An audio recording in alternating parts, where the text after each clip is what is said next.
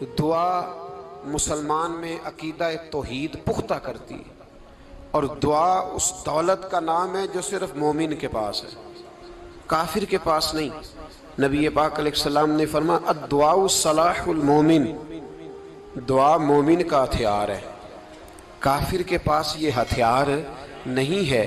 مومن جب اپنے مالک کے حضور دعا مانگتا ہے نا، دنیا میں آپ کسی سے زیادہ مانگیں تو وہ ناراض ہو جاتا ہے، وہ کہتا ہے بھائی تو نے تو کام بنا لیا ہے، کل بھی دیا تھا، پرسوں بھی دیا تھا، روز روز تجھے کون دے؟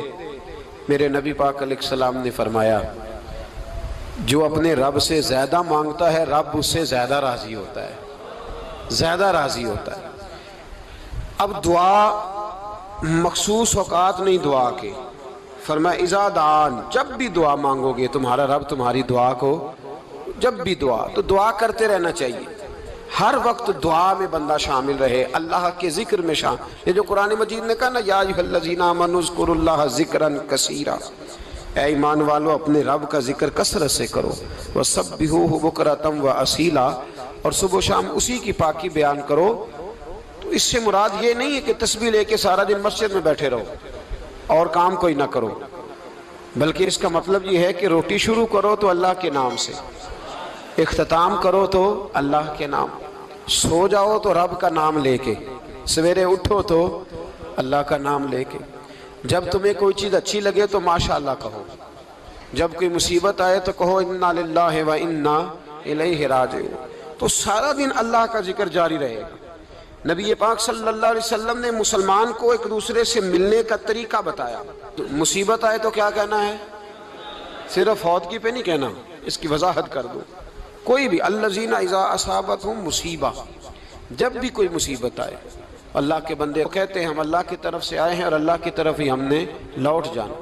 تو میرے عزیز ہر وقت اللہ کا ذکر جاری رہے گا، ہر وقت زبان پہ رب کریم کا۔ دیکھیں نا نبی پاک علیہ السلام نے ہمیں ملاقات کا طریقہ بتایا۔ ایک صحابی آئے تو انہوں نے آ کے کہا السلام علیکم، نبی پاک علیہ السلام نے فرمایا رب تعالیٰ نے اسے 10 نیکیاں عطا فرمائی ہیں۔ دوسرے آئے تو انہوں نے کہا السلام علیکم ورحمۃ اللہ، تو محبوب فرمانے لگے، امام بہقی نے اس کو لکھا ہے، محبوب فرمانے لگے رب کریم نے اسے 20 نیکیاں عطا فرمائی۔ ایک اور آئے، عرض کیا السلام علیکم ورحمۃ اللہ وبرکاتہ، محبوب فرمانے لگے اللہ نے اسے 30 نیکیاں عطا فرمائی۔ اچھا اس کا مطلب کیا ہے؟ السلام علیکم، تم پر سلامتی ہو، سادہ ترجمہ یہ ہے کہ تم سلامت رہو، تم سلامت رہو، ورحمۃ اللہ وبرکاتہ، تم پر اللہ کی رحمت بھی ہو اور اس کی برکتیں بھی ہو۔ وہ کیا کہتا ہے؟ وہ کہتا ہے وعلیکم السلام، تم پر بھی سلامتی ہو، ورحمۃ اللہ وبرکاتہ، اللہ کی رحمت ہو اور اس کی۔ یہ جو مسنون دعائیں ہیں نا جو حضور نے ہمیں دعائیں سکھائیں ہر موقع پہ، ان کا کمال دیکھیے۔ اب ایک مسلمان نے آتے کہا السلام علیکم، اس کا مطلب کیا ہے؟ تم پر۔ اب وہ جھگڑا کرے گا اسے مارے گا، اس کا مال چھینے گا؟ اس نے تو آتے ہی کہا ہے تم پر سلامتی ہو۔ تو جو سلامتی کی دعا دینے والے ہیں وہ جیب تھوڑی کاٹیں گے، وہ غبن تھوڑی کریں گے، ڈاکہ تھوڑا ڈالیں گے۔ اسلام نے لفظ ہی وہ سکھایا ہے کہ فرمایا جب تم نے ملنا ہے تو تم نے دعائیں کرنی ہیں ایک دوسرے کے لیے۔ اب ہمارے ہاں نئے نئے لفظ آ گئے، ٹیلی فون اٹھایا تو کہا ہیلو، اس کا کیا ترجمہ ہے؟ کون ہے، اس کا کیا ترجمہ ہے؟ جی جناب، اس کا کیا مطلب؟ ہم نے دیکھا بڑے بڑے سمجھدار لوگ السلام علیکم کی بجائے کہتے ہیں کیا حال ہے۔ بھئی کیا عجیب بات ہے، بھئی کیا حال ہے کا کیا مطلب ہوا؟ وہ بعد میں کرنے کی بات ہے۔ اور کچھ تھوڑا سا جو ادیب ہیں، جو بیچارے حروف کے پیچ و تاب میں رہتے ہیں، وہ کہتے ہیں آداب عرض ہے۔ وہ کیا ہوتا ہے جی؟ اسلام نے دعا سکھائی ہے السلام علیکم، یہ کتنی خوبصورت دعا ہے۔ جب آپ گھر کے اندر داخل ہوئے تو آپ نے دعا دی السلام علیکم، یہ دعا دی آپ۔ ایک صحابی حاضر خدمت ہوئے، عرض کی یا رسول اللہ صلی اللہ علیہ وسلم میرے گھر میں غربت رہتی ہے، کیا کروں؟ نبی پاک علیہ السلام نے فرمایا جب بھی گھر جایا کرنا گھر والوں سے سلام لیا کر، گھر والوں سے کیا کہا کر؟ السلام علیکم، جب بھی گھر جائے۔ یعنی گھر آیا، اب گھر والوں نے بتایا کہ ماچس کی ڈبیا تو لے آؤ۔ اب یہ دکان کونے پہ تھی گھر والے پہ، وہاں سے ماچس کی ڈبیا لے کے واپس گیا تو کہنے لگا السلام علیکم. پھر گھر والوں نے کہا ہو بتانا یاد ہی نہیں رہا، چینی بھی ختم ہو گئی ہے. تو یہ پھر گیا چینی لینے، لوٹ کے آیا تو کیا کہا؟ جب اللہ چاہتا ہے تو کہے، جب اللہ کے رسول چاہتے ہیں تو کہے. اس کا ترجمہ یہ ہے کہ تو کہہ، تو سلام لے. اللہ رسول چاہ رہے ہیں کہ تو سلام لے تاکہ تیرے گھر میں سلامتیاں ڈال دی جائیں.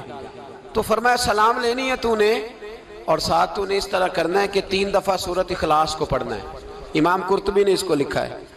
اس نے کہا حضور غربت بڑی ہے. غربت بڑی ہے تو کہ وظیفہ بتائیں. فرمایا جب بھی گھر جاؤ سلام لو اور 3 دفعہ سورۃ اخلاص پڑھو. وہ صحابی کہتے ہیں میں پکا ہو گیا.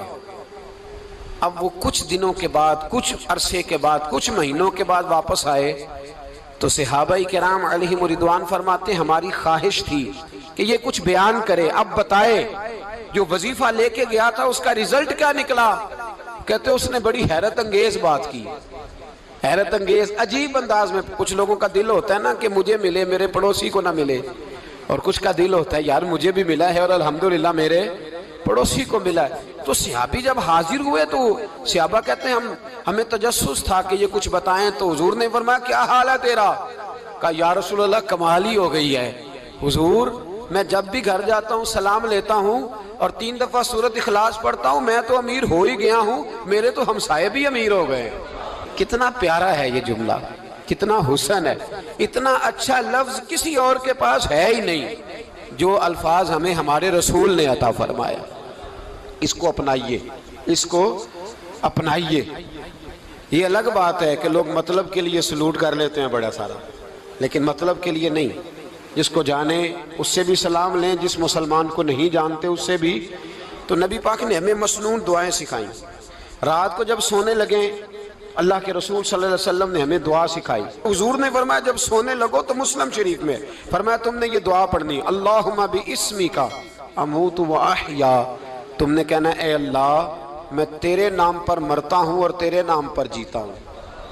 نبی پاک صلی اللہ علیہ وسلم نے ایک حدیث میں فرمایا کہ یہ جو نیند ہے نا یہ موت کی چھوٹی بہن ہے، یہ موت کا ایک حصہ ہے.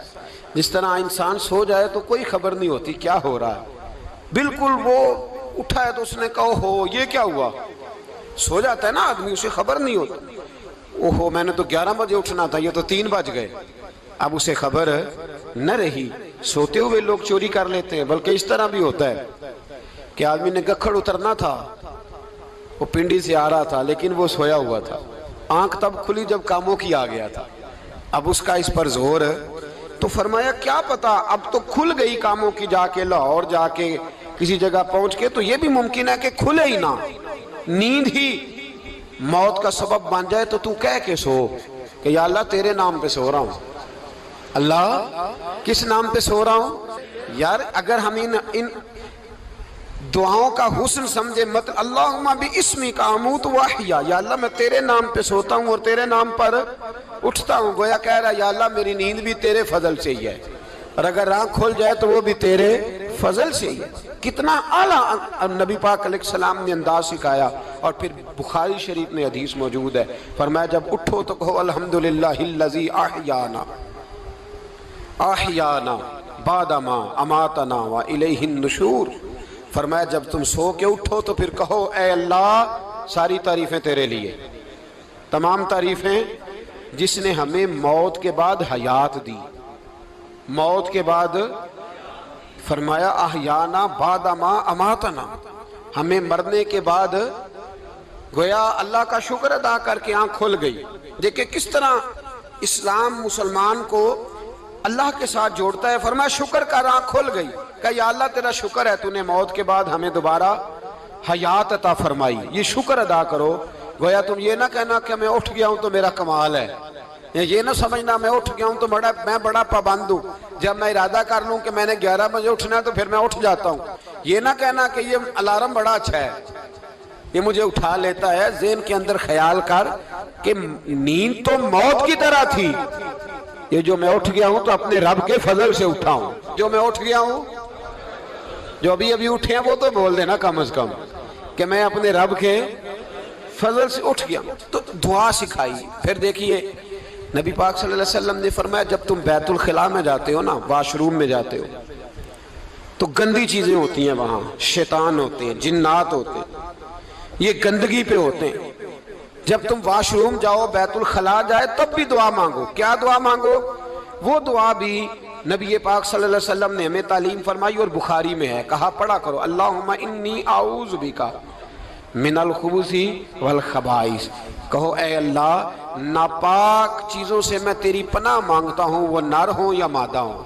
اللہ میں تیری پناہ مانگتا ہوں۔ واش روم کے اندر بہت ساری بری چیزیں ہوتی ہیں، جوان میری بات پر توجہ فرمائیں، وہاں بہت ساری گندی چیزیں ہوتی ہیں۔ انسان کئی دفعہ واش روم میں جاتا ہے، اسے وسوسے زیادہ آتے ہیں، یہ نوٹ کریں میری بات کو۔ اصل میں نا ہم بات ڈھونڈ رہے ہیں علاج اپنی بیماریوں کا، حالانکہ علاج تو سارا مدینے والے رسول کے پاس موجود ہے، محبوب کے پاس ساری دوائیاں ہیں۔ تو نبی پاک علیہ السلام دیکھیں نا، انسان واش روم میں جاتا ہے، اسے وسوسے آتے، برے خیالات آتے، وہ گناہ کی طرف کئی دفعہ مائل ہوتا ہے، تو کہا تو دعا پڑھ کے جا، اللہم انی اعوذ بک، یا اللہ میں تیری پناہ مانگتا ہوں، من الخبث والخبائث، ہر خبیث اور بری چیز سے میں تیری پناہ مانگتا ہوں، وہ نر ہو یا یار کتنا عظیم دین ہے، کتنا عظیم میرے مصطفیٰ کریم کا وہ والا دین ہے۔ اصل میں اللہ کرے بی اے پاس بچے کو بیت الخلاء کی دعا بھی یاد ہو جائے، ایسے یاد ہو جائے، اور اس کے ماں باپ سمجھ لیں کہ جوان ہو گیا ہے، تو اب ہو سکتا ہے اس کی طرف شیطان حملہ زیادہ کرے، اسے خراب کرنے کی کوشش کرے، تو لہٰذا اسے دعا سکھائی جائے تاکہ اس کو پہلے سے پتا ہو کہ میں نے اس بے ایمان سے بچنا کس طرح سے۔ اب آپ دیکھیے نبی پاک علیہ السلام نے ہمیں دعا سکھائی، مصنف ابن ابی شیبہ میں۔ کون سی دعا؟ واش روم سے نکلنے کی۔ اللہ اکبر، بڑی زبردست دعا ہے، بڑی زبردست۔ آپ یقین کریں اس ایک ایک دعا پر ایک ایک پورا بیان ہو سکتا ہے، ایک ایک۔ یہ اس لیے نہیں میں کہہ رہا کہ میں کوئی عالم فاضل آدمی ہوں، آپ کہیں گے کہ بتا رہے ہیں میں بڑا پڑھا لکھا ہوں، صرف یہ عرض کر رہا ہوں کہ اس کے فوائد پر، ثمرات پر جو اللہ تبارک و تعالی امت کو دیتا ہے، ان دعاؤں کی جو فضیلت حدیثوں میں آئی، اور پھر جو اس کے فوائد ہے، اگر اس پر بات کروں تو ایک دعا تقاضا کرتی ہے کہ اس پر پورا ایک لیکچر ہونا چاہیے۔ دیکھیے آپ واش روم سے نکلے، دعا کیا ہے؟ دعا کے لفظ کیا؟ الحمدللہ الذی، ایک حدیث میں لفظ ہے غفرانک، غفرانک، اے اللہ میں تجھ سے بخشش چاہتا ہوں۔ اور جو مشہور اور معروف ہے، مصنف ابن ابی شیبہ کی روایت، فرمایا الحمدللہ الذی اذھب عنی العذا وعافانی، فرمایا اے اللہ تیرا شکر ہے۔ واش روم سے نکلا ہے تو کہہ رہا ہے یا اللہ تیرا شکر ہے، تو نے مجھ سے اذیت دور کی، وعافانی، اور تو نے مجھے عافیت عطا کر دی، اذیت دور کر دی اور عافیت۔ بولیے، واش روم سے نکلا ہے تو کیا کہتا ہے؟ یا اللہ تیرا شکر ہے، تو نے مجھ سے اذیت دور کر دی اور مجھے عافیت۔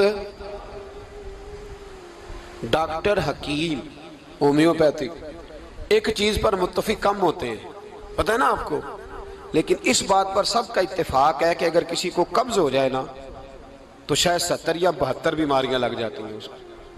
اور جب آدمی کو قبض ہوتی ہے نا، پیٹ کے اندر فضلہ جم جاتا ہے، خارج نہیں ہوتا، اس کو اعصاب کی بیماری ہوتی ہے، اس کے ذہن پر اثر ہوتا ہے اس چیز کا۔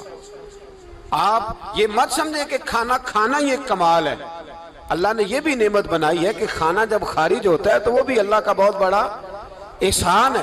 تو فرمایا تو سمجھا ہی نہیں، اگر تجھے قبض ہو جاتی، تیرے پیٹ کے اندر وہ چیز جم جاتی، تیرے لیے کتنی تکلیف کا باعث تھی۔ ان لوگوں سے پوچھئے جو اس کے بیمار ہیں، اس کے مریض ہیں، وہ کتنی تکلیف میں رہتے ہیں، سر میں درد ہوتا ہے، سر چکراتے ہیں۔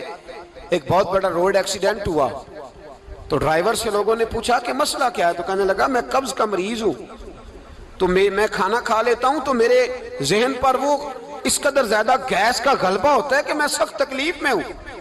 نبی پاک علیہ السلام نے ہمیں سمجھایا اور بتایا کہ سمجھ لو یارو، کھانا کھانے کی نعمت تو اللہ نے تمہیں عطا فرمائی ہے، لیکن کھانا کھانے کے بعد اس کا اخراج بھی اللہ کی بہت بڑی نعمت ہے، تو اللہ کا شکر ادا کرو۔ پھر جب آپ گھر سے نکلیں گے تو بھی اس کی دعا ارشاد فرمائی، بسم اللہ توکلت علی اللہ، اللہ کے نام سے گھر سے نکلتا ہوں اور میں نے بھروسہ بھی اللہ کے نام پہ کیا۔ جب گھر سے نکلیں تو کس کے نام پہ بھروسہ کریں؟ بولیے حضرت رابعہ بصریہ رحمت اللہ علیہا، آپ تشریف لے گئیں حج کرنے، جس دن واپس آئیں اپنا اونٹ کہہ گئیں جاتی دفعہ، کہنے لگی اللہ میں تیرے حوالے کر کے جا رہی ہوں اور بسم اللہ توکلت علی اللہ، بھروسہ بھی تیری ذات پہ ہے۔ جس دن واپس آئی نا اسی دن کسی نے بتایا کہ اماں آج ہی تیرا اونٹ مر گیا ہے، تو اونٹ کے سرانے کھڑی ہو کے کہنے لگی مولا میں تو تیرے نام پہ تیرے پہ بھروسہ کر کے گئی تھی، تیرے حوالے، میں تو تیرے گھر گئی تھی۔ تو لوگ کہتے ہیں اماں کے منہ سے لفظ نکلے تو اونٹ زندہ ہو کے کھڑا ہو گیا، کھڑا ہو گیا وہ۔ تو اماں کہنے لگی نہیں تمہیں ہی غلطی لگی ہے، مرا ہی نہیں تھا، پہلے سے ہی موجود تھا، گویا اپنی کرامت بھی نہیں ظاہر ہونے دی۔ تو بھائی گھر سے نکلیں تو کس لفظ پر کہ یا اللہ میں تیرے بھروسے پہ نکل رہا ہوں میں، اس کے دو فائدے ہوں گے، ایک تو آپ اللہ کی امان میں جا رہے ہیں، اللہ کی امان میں آ رہے ہیں، اور دوسرا جس گھر کو آپ چھوڑ کے جا رہے ہیں اسے بھی اللہ کی امان میں دے کے جا رہے ہیں۔ تو کتنا لذت والی دعا ہے جو نبی کریم علیہ السلام نے ہمیں سکھائی۔ اب ذرا حدیث سنیں خوش ہو کے، دیکھیں حضور نے دعا سکھائی، فرمایا جب دیکھ لو نا کسی کو ہنستا ہوا، کیا کرتا ہوا؟ ماشاءاللہ آپ تو ہنسنے لگے۔ جب کسی کو ہنستا ہوا دیکھو تو کہا کرو اضحک اللہ سنک، یہ دعا یہ بخاری ہے، فرمایا دعا مانگا کرو جب کسی مومن کو ہنستے ہوئے دیکھو تو دعا مانگو اضحک اللہ سنک، اللہ تجھے ہنستا ہی رکھے، اللہ تجھے، بولیے جل نہ جایا کرو کہ میں پریشان ہوں تو یہ ہنس کیوں رہا ہے، جھلا نہ کرو، بلکہ کیا کہا کرو اللہ تجھے ہنستا رکھے، اللہ تجھے۔ نبی پاک صلی اللہ تعالیٰ علیہ وآلہ وسلم نے فرمایا، ترمذی میں حضرت اسامہ بن زید رضی اللہ تعالیٰ عنہ سے حدیث مروی ہے، حضور نے فرمایا جس نے کسی کے ساتھ احسان کیا اور جس پر احسان کیا، اگر اس نے یہ دعا پڑھ دی نا جزاک اللہ خیرہ، تو فرمایا اس نے اللہ کی بھی پوری حمد کر دی اور محسن کا صحیح شکریہ بھی ادا کر دیا۔ کیا کہنا ہے؟ جزاک اللہ، اللہ تجھے بہترین جزا عطا کرے۔ اس کا ترجمہ کیا ہے؟ اللہ تجھے بہترین، کیونکہ حضور فرماتے ہیں من لم یشکر الناس ولم یشکر اللہ، جس نے بندوں کا شکریہ ادا نہیں کیا اس نے اللہ کا بھی شکریہ ادا نہیں کرنا۔ تو کیا کہنا چاہیے؟ جزاک اللہ خیرہ۔ اور اگر اماں کہتی ہو بچوں کو انگریزی سکھانی ہے تو کیا کہنا ہے پھر؟ شکریہ ادا کرنے میں کیا کہنا ہے؟ Thanks, thank you. وہ خدا کے اس کا ثواب کتنا ہے؟ بولے انگریزی ایک زبان ہے، اس کو زبان ہی رہنے دیں۔